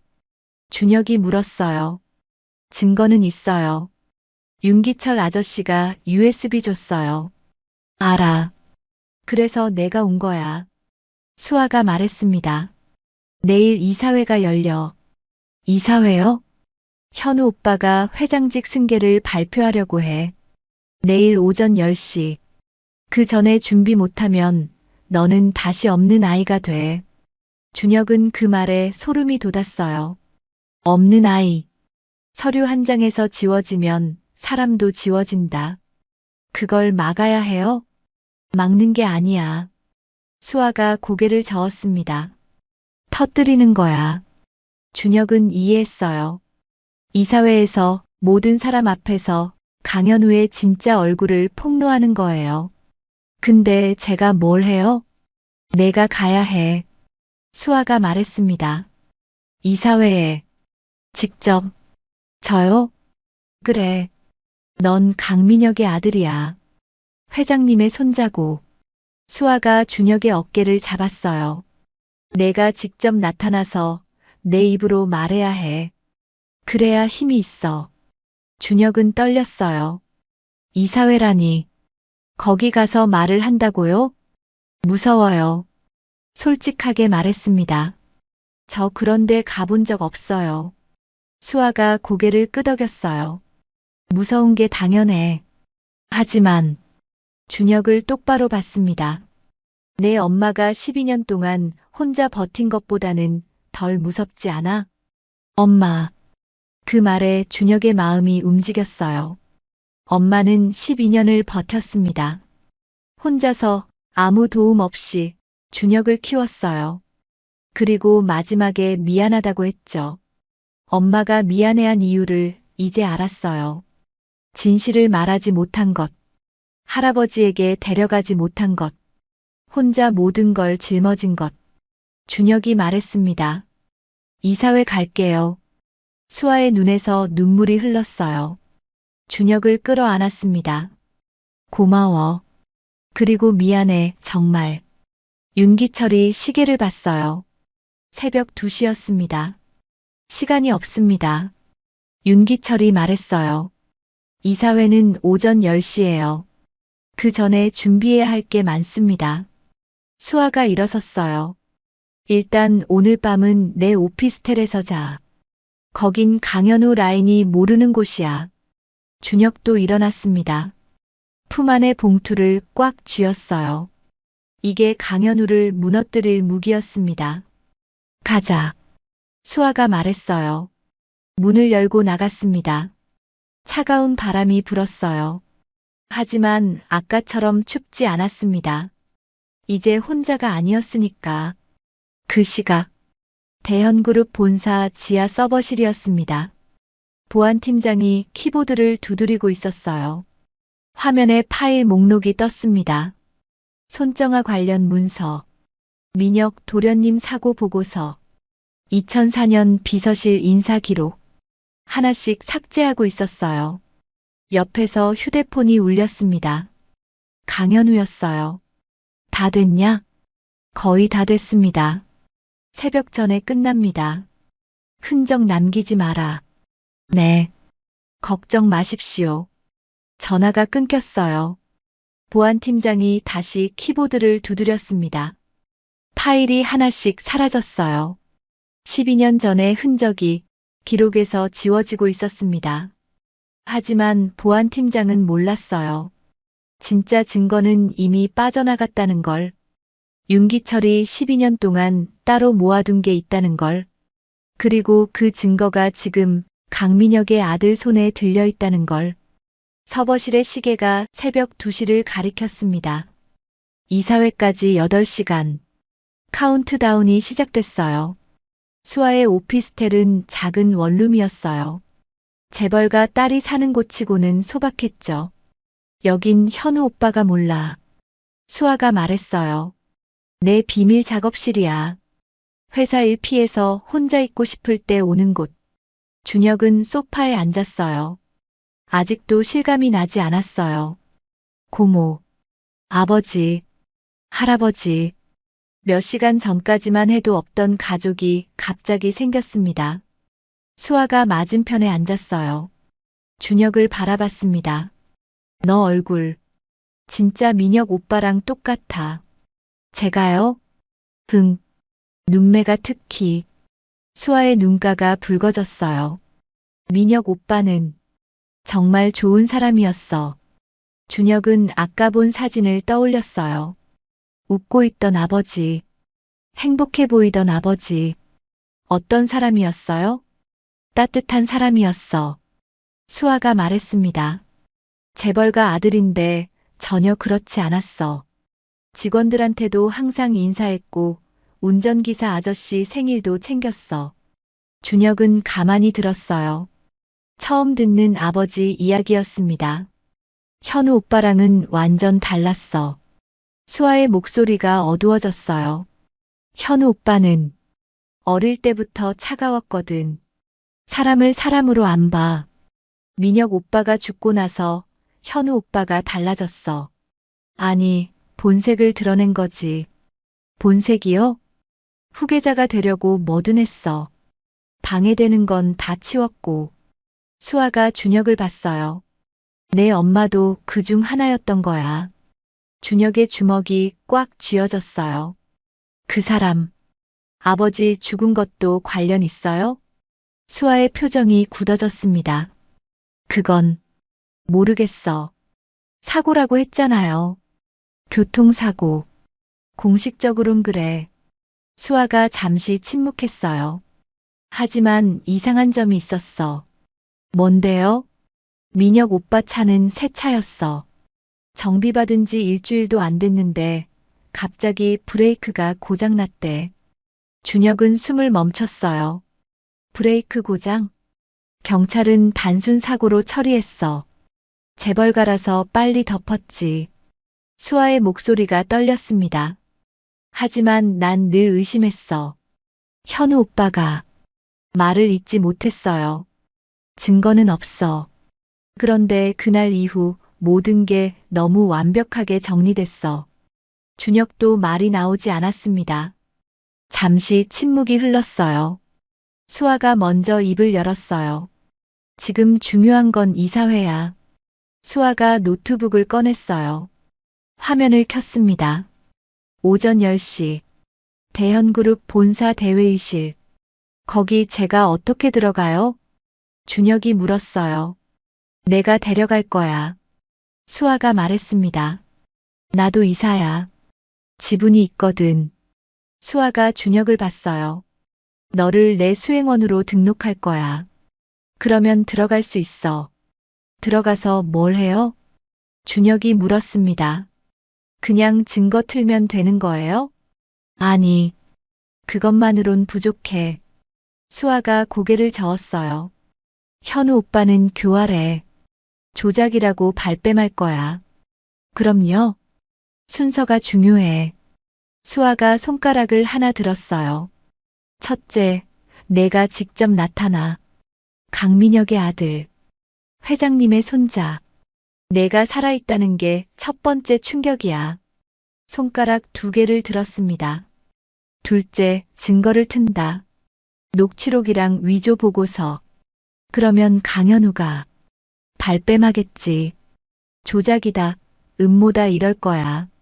손가락 3개를 들었어요. 셋째, 그때 아버지가 나서시는 거야. 할아버지요? 응. 회장님이 직접 이 아이는 내 손자다라고 선언하시면 현우 오빠는 끝이야. 수아가 말했습니다. 회장님 말씀이 곧 법이거든. 이사회에서. 준혁은 이해했어요. 자기가 나타나고 증거가 터지고 할아버지가 확인하면 강현우는 빠져나갈 구멍이 없었습니다. 근데 할아버지가 해주실까요? 준혁이 물었어요. 아까 저 쫓아내셨잖아요. 그건 연기였어. 수아가 말했습니다. 아버지는 널 지키려고 그런 거야. 현우 오빠 앞에서 편들면 내가 더 위험해지니까. 아까 회장이 속삭인 말이 떠올랐어요. 지금은 내가 널 지켜줄 수 없다. 그러니 조심해라. 그게 그런 뜻이었구나. 근데 문제가 하나 있어. 수아의 표정이 어두워졌어요. 뭔데요? 아버지. 회장님 건강이 진짜 안 좋으셔. 준혁의 가슴이 철렁했어요. 많이요? 응. 심장이 약하셔. 스트레스 받으시면 안 돼. 수아가 한숨을 쉬었습니다. 이사회에서 큰일 터지면 쓰러지실 수도 있어. 그래도 해야 해요? 해야 해. 수아가 고개를 끄덕였어요. 아버지도 원하시는 거야. 3년 전부터 다시 찾기 시작하셨어. 살아있다는 단서가 들어온 뒤로. 준혁은 눈을 감았어요. 할아버지. 한 번도 만난 적 없는 할아버지. 하지만 손자를 잃었다고 믿고 살아온 사람. 그리고 3년 전 다시 찾기 시작한 사람. 그 사람이 위험을 감수하면서까지 강현우를 끝내려 한다. 이제 연습하자. 수아가 말했어요. 연습이요? 응. 이사회에서 내가 할 말. 수아가 종이를 꺼냈습니다. 내가 누군지, 왜 왔는지, 뭘 원하는지 다 정리해야 해. 저 말 잘 못해요. 준혁이 솔직하게 말했어요. 학교에서도 발표 못했어요. 괜찮아. 수아가 웃었습니다. 길게 말할 필요 없어. 딱 3마디면 돼. 3마디요? 저는 강민혁의 아들입니다. 제 이름은 강준혁입니다. 이 증거를 보여드리겠습니다. 수아가 말했어요. 이것만 하면 돼. 나머지는 증거가 말해줄 거야. 잠 한숨 못 자고 연습했어요. 수아가 질문을 던졌습니다. 내가 누구냐고 물으면 저는 강민혁의 아들 강준혁입니다. 증거가 조작이라고 하면 이건 제가 태어나기 전 녹취입니다. 강현우 전무님 목소리입니다. 그 말을 뱉는 순간 숨이 턱 막혔어요. 엄마는 그날부터 숨어 살았고 결국 혼자 쓰러졌으니까요. 감정적으로 나오면 저는 진실을 말하러 왔을 뿐입니다. 수아가 고개를 끄덕였어요. 좋아. 됐어. 새벽 5시였어요. 눈 좀 붙여. 오늘은 버텨야 해. 준혁은 소파에 누웠어요. 눈을 감았습니다. 하지만 잠이 오지 않았어요. 5시간 뒤면 모든 게 끝나요. 아니, 5시간 뒤부터 모든 게 시작되는 거죠. 그때 수아의 휴대폰이 울렸어요. 새벽 5시에 전화라니 수아의 얼굴이 굳어졌어요. 화면을 보더니 숨을 멈췄어요. 누구예요? 준혁이 물었습니다. 수아는 대답 대신 창문 쪽으로 고개를 돌렸어요. 아래에 검은 세단 한 대가 불도 끄지 않은 채 서 있었어요. 수아가 전화를 받았어요. 상대방이 뭐라고 말하는 것 같았어요. 수아의 얼굴이 창백해졌습니다. 전화가 끊겼어요. 수아의 손이 떨리고 있었습니다. 고모, 무슨 일이에요? 수아가 준혁을 봤어요. 눈이 흔들리고 있었습니다. 현우 오빠였어. 준혁의 심장이 쿵 내려앉았어요. 뭐라고 했는데요? 수아가 침을 삼켰습니다.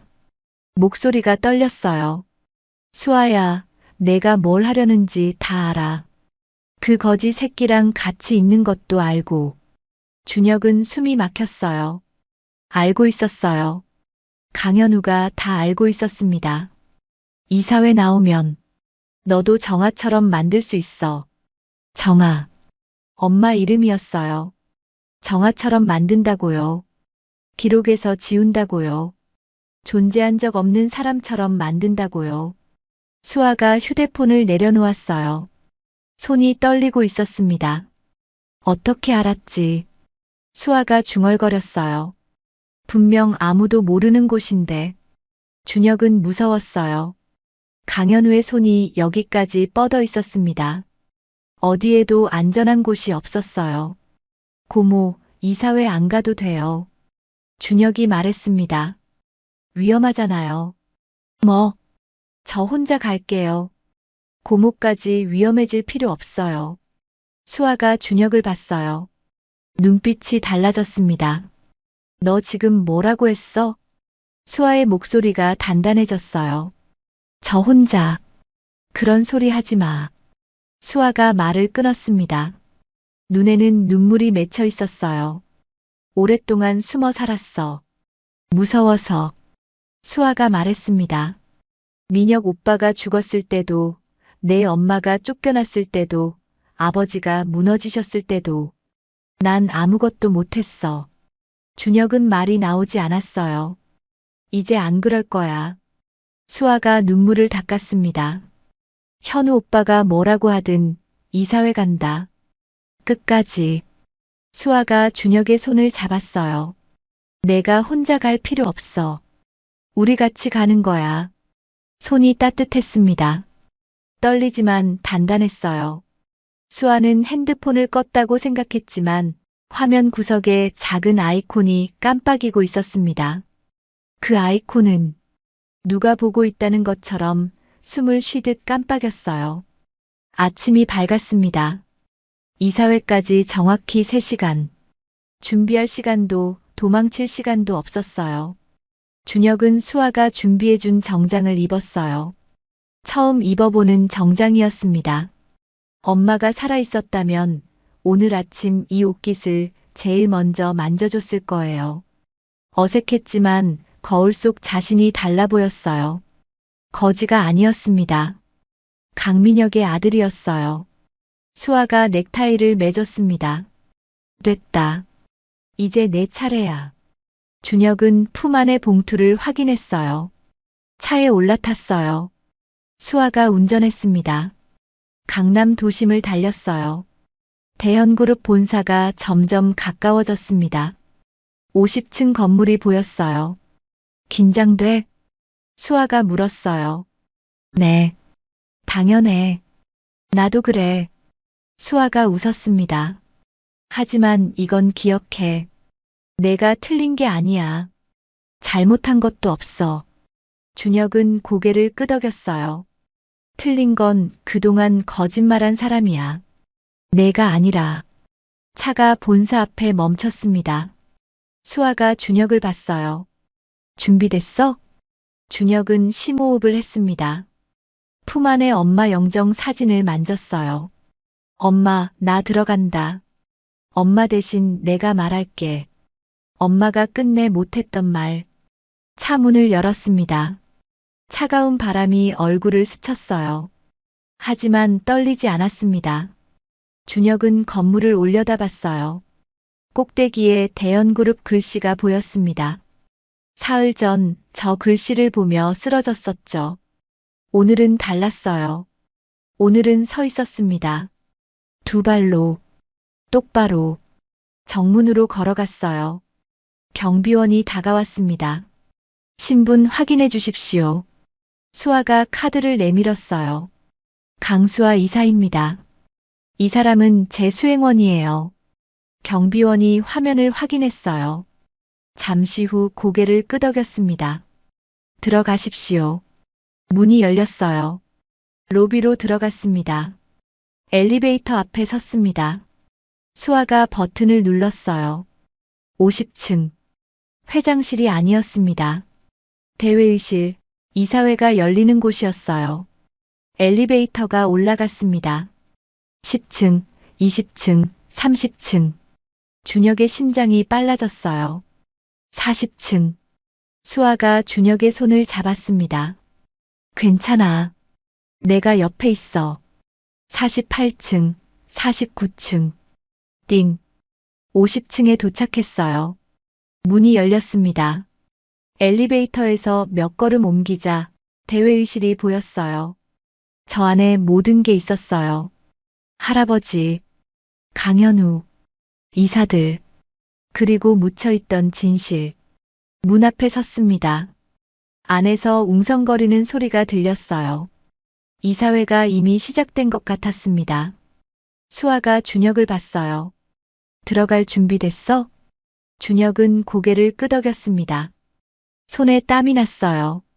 하지만 물러서지 않았습니다. 엄마가 혼자 다 버텼어요. 자기는 이 문 하나만 열면 됐습니다. 간다. 수아가 문을 열었어요. 빛이 쏟아져 들어왔습니다. 준혁은 안으로 들어갔어요. 긴 거짓말이 끝나는 순간이었습니다. 대회의실 안은 넓었어요. 긴 테이블이 놓여 있었고 양쪽으로 이사들이 앉아 있었습니다. 정장 차림의 중년 남녀들, 날카로운 눈빛들. 준혁이 들어서자 모든 시선이 쏠렸어요. 저게 누구야?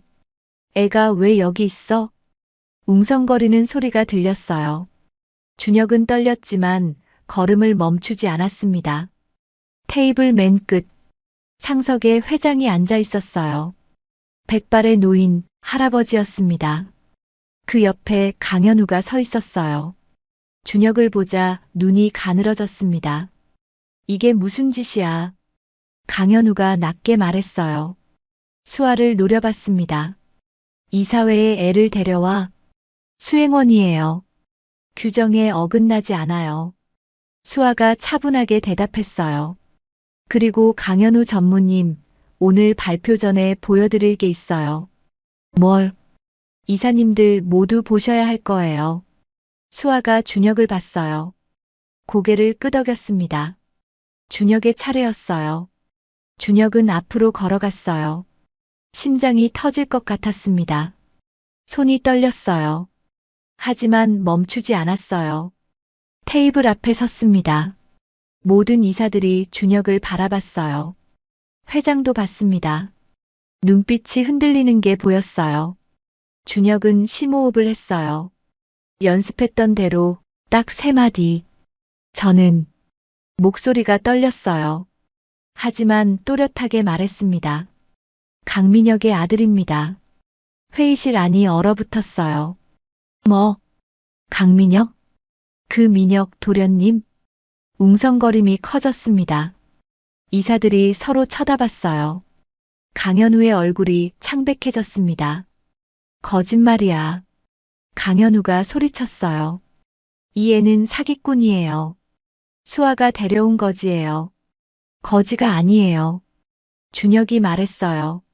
제 이름은 강준혁입니다. 엄마 이름은 손정아예요. 회장의 손이 떨렸어요. 손정아. 그 이름이 나오자 회장의 눈가가 붉어졌습니다. DNA 검사도 안 했잖아. 강현우가 외쳤어요. 이런 걸 믿으시겠습니까? 증거가 있어요. 준혁이 말했어요. 품에서 봉투를 꺼냈습니다. 이걸 보여드리겠습니다. 수아가 노트북을 열었어요. 화면을 대형 스크린에 연결했습니다. 이사님들, 잠시 이걸 봐주세요. 스크린에 사진이 떴어요. 젊은 남자와 여자가 웃고 있었습니다. 여자의 배가 불러 있었어요. 이건 제 아버지와 엄마예요. 준혁이 말했어요. 아버지가 돌아가시기 한 달 전에 찍은 사진이에요. 이사들이 웅성거렸어요. 저 남자, 민혁 도련님 아니야? 맞아. 분명 민혁이야. 그럼 저 여자가. 회장이 스크린을 바라봤어요. 눈에서 눈물이 흘렀습니다. 정아야. 작은 중얼거림이었어요. 아버지. 강현우가 다급하게 말했어요. 저건 조작이에요. 합성 사진이에요. 조작이 아니에요. 준혁이 말했어요. 그리고 이것도 있어요. 수아가 다음 화면을 띄웠습니다. 문서 사진이었어요. 손정아 사망 확인 보고서. 맨 아래에 결제 서명이 있었습니다. 강현우. 이건 뭐야? 이사 한 명이 중얼거렸어요. 손정아 사망 확인서. 강현우 전무 결제. 12년 전에 강현우 전무님이 올린 보고서예요. 수아가 말했어요. 회장님께 손정아가 해외에서 사고로 죽었다고 보고했죠. 그런데요. 준혁이 말했어요. 엄마는 죽지 않았어요. 일주일 전까지 살아있었어요. 회의실이 술렁였어요. 뭐? 그럼 이 보고서가 위조라는 거야? 강현우의 얼굴이 하얗게 질렸어요. 그건 착오였어. 목소리가 떨렸습니다. 당시 정보가 잘못 들어온 거야. 내 잘못이 아니라고. 착오요? 수아가 말했어요. 그럼 이건요? 수아가 USB를 들어보였습니다. 여기 녹취록이 있어요. 녹취록? 강현우 전무님이 준혁이 태어나기 전 준혁이 엄마한테 뭐라고 했는지 다 들어있습니다. 강현우의 눈이 커졌어요. 그런 거 없어. 거짓말이야. 그럼 틀어볼까요? 수아가 재생 버튼을 눌렀습니다. 스피커에서 소리가 흘러나왔어요. 젊은 남자 목소리였습니다. 지금 조용히 사라지면 5천만 원 줄게. 강현우였어요. 12년 전 목소리. 안 사라지면 그 뱃속 애까지 다 끝장내주지.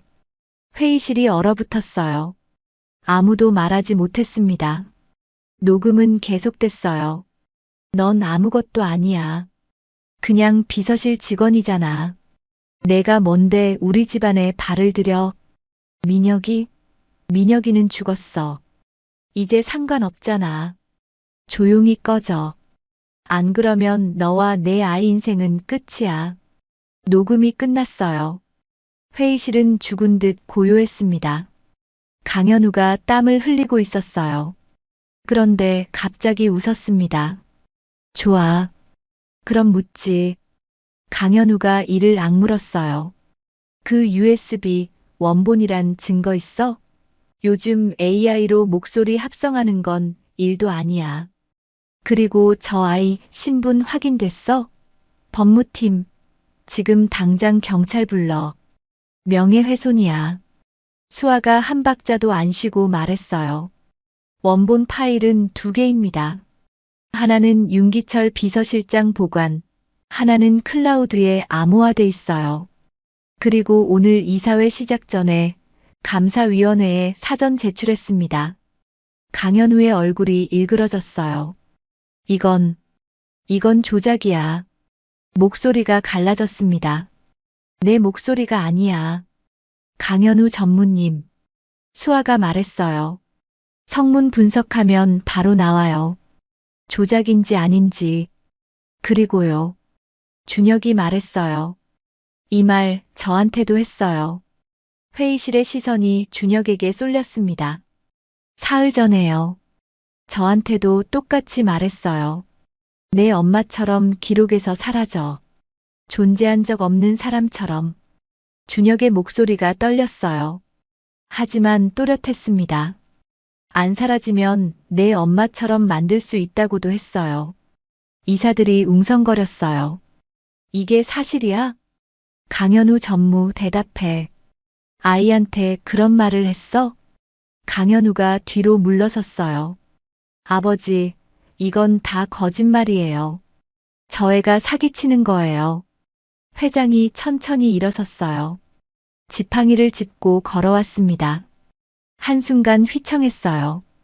회장의 숨이 거칠어졌습니다. 이사 몇 명이 벌떡 일어났어요. 강현우의 입꼬리가 아주 잠깐 올라갔습니다. 수아가 재빨리 팔을 잡았고 회장은 숨을 한 번 깊게 골랐습니다. 강현우 앞에 섰습니다. 현우야. 회장의 목소리가 낮았어요. 내가 정아를 쫓아냈냐? 아버지, 내가 정아가 죽었다고 거짓말했냐? 그건 대답해.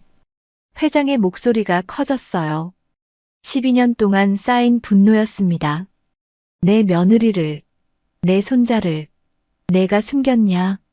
강현우의 입이 열렸다 닫혔어요. 반박하려 했지만 아무 말도 나오지 않았습니다. 그리고 무릎이 꺾였어요. 아버지, 저는 12년이야.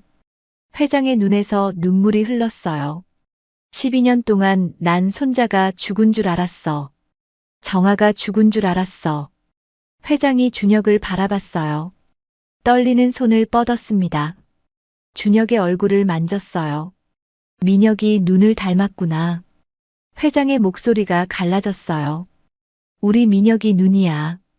준혁의 눈에서도 눈물이 흘렀어요. 할아버지. 처음 부르는 말이었습니다. 회장이 준혁을 끌어안았어요. 미안하다. 회장이 말했어요. 늦어서 미안하다. 할아버지가 너무 늦었어. 준혁은 할아버지의 품에서 울었어요. 따뜻했습니다. 처음 느끼는 할아버지의 온기였어요. 회장이 몸을 돌렸어요. 이사들을 바라봤습니다. 오늘 이사회 안건은 취소다. 강하게 말했어요. 대신 새로운 안건이 있다. 회장님, 이사 한 명이 말하려 했어요. 강현우 전무는 오늘부로 모든 직무에서 즉시 배제한다. 회장이 선언했습니다. 감사위원회를 긴급 소집하고 관련 자료는 전부 보존의 수사기관에 넘겨라. 그리고 이 시간 이후로 본사 출입은 금지다. 강현우의 얼굴이 일그러졌어요. 아버지, 안 돼요. 저는 아버지 아들이에요. 아들. 회장이 돌아봤어요. 눈빛이 차가웠습니다. 넌 내 아들 민혁을 죽인 것과 같아. 민혁의 아이를 숨기고 민혁의 아내를 쫓아냈어. 회장이 경호원을 불렀어요. 강현우 전무 휴대폰 압수해. 출입카드도 회수하고. 경호원들이 다가왔어요. 강현우의 팔을 잡았습니다. 아버지, 아버지. 강현우가 소리쳤어요. 끌려나갔습니다. 회의실 문이 닫혔어요. 고요해졌습니다. 이사들이 서로 쳐다봤어요. 아무도 말하지 못했습니다. 방금 일어난 일이 믿기지 않았어요. 그 자리에서 숨겨졌던 진실이 한꺼번에 터져 나왔습니다. 회장이 준혁에게 다가왔어요. 어깨에 손을 얹었습니다. 준혁아. 처음으로 이름을 불렀어요. 내가 우리 집안 사람이야. 이제 아무도 널 쫓아내지 못해. 준혁은 고개를 끄덕였어요. 말이 나오지 않았습니다. 할아버지가 지켜줄게. 회장이 말했어요. 이제 내가 참을 필요 없어. 준혁은 엄마가 생각났어요. 엄마, 나 해냈어. 속으로 말했어요. 품 안에 영정 사진이 느껴졌습니다. 엄마는 못 봤지만 준혁이 대신 봤어요. 진실이 밝혀지는 걸, 거짓말이 무너지는 걸, 그리고 할아버지의 품을. 수아가 준혁 옆에 왔어요. 잘했어. 웃으며 말했어요. 정말 잘했어, 준혁아. 준혁도 웃었어요. 처음으로 웃었습니다. 오랜만에 웃는 것 같았어요. 엄마가 죽고 나서 처음이었어요. 고모. 준혁이 말했어요. 감사해요. 뭘? 수아가 준혁의 머리를 쓸어줬어요. 우리 가족이잖아. 가족. 그 말이 가슴에 스며들었어요. 이제 혼자가 아니었습니다. 회장이 준혁에게 손을 내밀었어요. 가자. 어디요? 집으로. 집. 준혁에게 집이 생긴 거예요. 차가운 골판지 위가 아니라 따뜻한 집이. 네. 준혁이 회장의 손을 잡았어요. 손이 주름졌지만 따뜻했습니다. 둘이 함께 회의실을 나섰어요. 1층으로 내려갔습니다. 정문을 나섰어요. 밖에 햇살이 쏟아지고 있었어요. 준혁은 하늘을 올려다봤습니다. 눈이 부셨어요. 하지만 눈을 감지 않았습니다. 새로운 시작이었어요. 여러분, 오늘 이야기 어떠셨어요? 12살 준혁이는 김밥 속 쪽지 하나로 여기까지 왔어요. 거지라고 불리며 쫓겨났지만 포기하지 않았습니다. 엄마가 12년을 혼자 버텼으니까요. 준혁이도 버텼어요. 그리고 마침내 진실을 밝혔습니다. 여러분 삶에도 쪽지 같은 게 있지 않나요? 포기하려 할 때 손 내밀어주는 누군가. 그게 우리를 다시 일으켜 세우기도 하죠. 오늘 이야기가 여러분께 작은 위로가 됐으면 좋겠습니다. 여기까지 들어주셔서 감사해요. 이야기가 마음에 남으셨다면 구독과 좋아요 부탁드립니다.